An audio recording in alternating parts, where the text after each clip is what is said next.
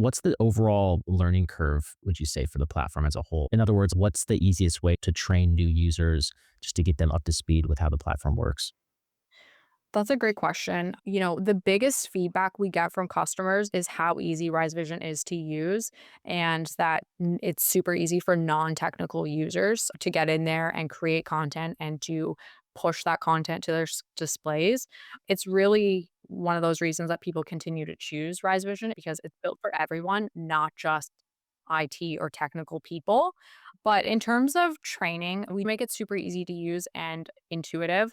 But we also have when you sign up with Rise Vision, we have a dedicated customer support team, and they're gonna help you with onboarding.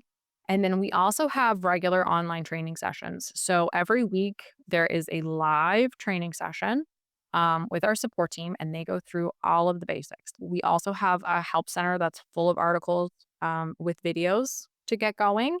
And then, like I mentioned before, if you still have a question, we have email support and we get back to you within 1 business hour.